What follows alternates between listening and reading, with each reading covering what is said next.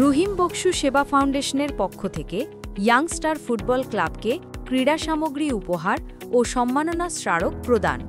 কক্সবাজার জেলার মহেশখালী উপজেলার বড় মহেশখালী ইউনিয়নের পশ্চিম দেবাঙ্গাপাড়া এলাকায় যুবকদের হাত ধরে গড়ে ওঠে একটি ক্রীড়া সংগঠন, যার নাম পশ্চিম দেবাঙ্গাপাড়া ইয়াংস্টার ফুটবল ক্লাব।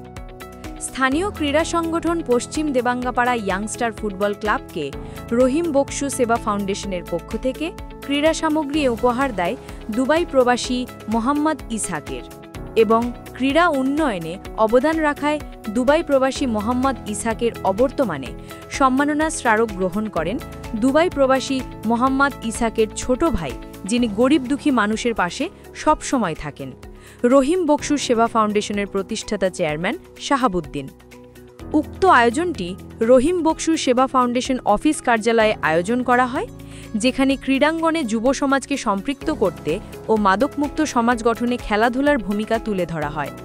অনুষ্ঠানে প্রধান অতিথি হিসেবে উপস্থিত ছিলেন রহিম বকশু সেবা ফাউন্ডেশনের প্রতিষ্ঠাতা চেয়ারম্যান শাহাবুদ্দিন, যিনি দীর্ঘদিন ধরে এলাকার অসহায় মানুষের পাশে দাঁড়ানোর পাশাপাশি শিক্ষা ও খেলাধুলায় অনুপ্রেরণাদায়ক ভূমিকা রেখে আসছেন।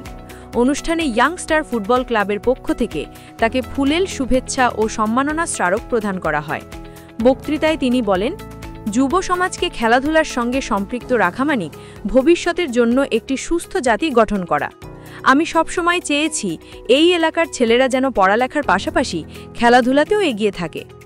এই সময় ফাউন্ডেশনের পক্ষ থেকে football, jersey, whistle, tracksuit, practice বল সহ একাধিক ক্রীড়া উপকরণ উপহার হিসেবে হস্তান্তর করা হয়।